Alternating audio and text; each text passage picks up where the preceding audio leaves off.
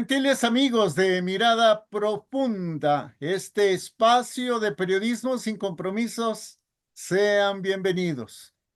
Está con nosotros, como cada semana, el maestro en justicia federal, Víctor Manuel Ornelas Carsolio. Mi querido Víctor, bienvenido. Muchísimas gracias, querido Jorge. Un placer, como siempre, un saludo afectuoso para ti y para todos nuestros amigos. Pues avanza la reforma para que la Guardia Nacional forme parte definitivamente de la Secretaría de la Defensa Nacional. ¿Cómo ves? Pues mira, querido Jorge, la verdad es que muy lamentable por muchos aspectos. En mi opinión, están creando, y perdóname la expresión, y también que me la perdonen nuestros amigos, un masacote, querido Jorge. Están generando un monstruo, no solamente de facto, por lo que representa que tengamos un cuerpo militar realizando funciones de seguridad pública, sino también por las consecuencias jurídicas que esto pueda traer. Eh, Me parece muy desafortunado y yo lo veo como consecuencia de un gobierno encaprichado, de un gobierno que busca a todas luces favorecer el ámbito castrense, favorecer la militarización del país, quedar bien con ellos, darles absolutamente todos los recursos, todo el poder, aunque tengamos algunos tristes casos en los que incluso estos refieran que la seguridad y la estabilidad del país no está en sus manos, sino en manos del crimen organizado. Bueno, eso dijeron a raíz de los acontecimientos de esta guerra entre facciones del cártel de Sinaloa, en el sentido de que, pues, la paz depende, palabras más, palabras menos, de que los cárteles enquistados en ese estado se pongan de acuerdo y dejen de atacarse. Pero por el otro lado, la presidenta electa declaró que utilizar la fuerza, utilizar el recurso de las armas en Sinaloa agravaría las circunstancias. Sinceramente, querido Víctor, me parecen los dos gravísimos contrasentidos. Sí, por supuesto, querido Jorge. El gobierno es el que tiene la potestad, el poder de hacer uso de la fuerza legítima. Eso es lo que le da sentido y razón de ser al gobierno cuando de seguridad y combate a la delincuencia, particularmente a la delincuencia organizada, se trata. La declaración de este general es sumamente desafortunada, aunque es verdadera. La seguridad en este país depende no de las fuerzas de este orden en nuestro país, sino del crimen organizado. Es decir, si tenemos paz y seguridad, habrá que agradecérselo no al gobierno, sino al crimen organizado. Y si no la tenemos, bueno, pues dependerá de ellos y de su buena voluntad para que nosotros podamos gozar de esta. Pero más allá de todo esto, querido Jorge, insisto, esta es una consecuencia de un gobierno que improvisa, de un gobierno incapaz, de un gobierno totalitario que no escucha, que no reflexiona, que no atiende. Y bueno, pues hoy tenemos este Frankenstein que pretenden prácticamente crear o que tienen ya creado en la Guardia Nacional como un apéndice de la Secretaría de la Defensa Nacional. Pero, querido Víctor, si el ejército no puede meter en cintura a los grupos de la delincuencia organizada, como los del cártel de Sinaloa, ¿lo podrá hacer la Guardia Nacional?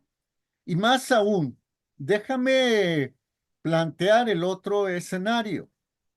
Si el ejército reconoce que no puede restaurar el Estado de Derecho y la presidenta electa se abstiene o se manifiesta en contra de que se utilice a la Fuerza Armada en Sinaloa, pues ¿de qué va a servir la Guardia Nacional? Mira, Jorge, yo no coincido en que no puedan. Más bien no están autorizados para realizarlo. Y ante esta, digamos, impedimento que desde la Presidencia de la República se ha establecido para que el ejército no ponga orden, pues nos encontramos con estas declaraciones, insisto, verdaderas, pero muy desafortunadas. Y evidentemente ningún otro grupo servirá o funcionará para poner orden en el país mientras no haya una decisión política. Por supuesto que el ejército podría poner orden, por supuesto que se podrían acabar con estos grupos, pero el presidente no quiere, en una muy buena medida, creo yo, por una conveniencia respecto a estos grupos que se han convertido también en unos entes de poder fáctico y que hoy trabajan para el presidente de la República y seguramente también para la presidenta electa. Y si hay esa complicidad, vuelvo a preguntar, querido Víctor, ¿para qué meter a la Guardia Nacional en la Secretaría de la Defensa Nacional si no la van a dejar actuar como no dejan actuar al Ejército, a la Fuerza Aérea o a la Marina? Bueno, mira, mi respuesta sería para darles más poder, para darles más recursos, para proveerlos de muchos más elementos y facultades, para dotarlos y llenarlos de poder y de dinero. Esa es la apuesta del presidente de la República y lamentablemente también de la presidenta electa. Déjame ver si comprendí bien lo que nos dices, lo que compartes. Desde Palacio Nacional se impide que se combate y se liquide a los grupos criminales como los ya citados. Pero por el otro lado, se le da más poder a los militares. Pero entonces, si ese poder no se va a utilizar en contra de los criminales, mucho me temo que ese poder se pueda utilizar en contra de los civiles opositores. Sí, claro, por supuesto, lo hemos visto a lo largo prácticamente de todas las administraciones, en esta en particular, pero por supuesto, querido Jorge, la justicia llega solamente para los opositores, la justicia llega solamente para aquellos que no están de acuerdo con el gobierno en el sentido de que sí, a ellos se les ajusticia, sí, a ellos se les persigue, se les procesa y se les sanciona, y para los demás, bueno, pues simplemente dice el presidente, no pasa nada y todos contentos. ¿Y qué tal si le dan a la Guardia Nacional capacidades de investigar como las que tiene el Ministerio Público? Pues mira, ese va a ser un terrible problema, va a ser un gran problema, querido Jorge, porque entonces tendríamos a una a un órgano militar realizando investigaciones respecto de hechos en los que no están involucrados militares, es decir, únicamente respecto de civiles. Y eso, querido Jorge, por lo menos hasta el día de hoy, está prohibido por nuestra Constitución. Ese será un gran problema, es decir, cuando la Guardia Nacional realice investigaciones respecto de hechos con apariencia de delitos en los que estén involucrados ciudadanos, es decir, no militares, creo yo, considero que esas investigaciones serán inconstitucionales porque están realizadas por un grupo de militares que invaden la competencia civil. Será todo un tema, querido Jorge, y tampoco lo ha visto el gobierno. Bueno, el que estén fuera de la Constitución les tiene sin cuidado. Ya vemos, hemos visto todo lo que acaban de hacer y lo que seguirán haciendo.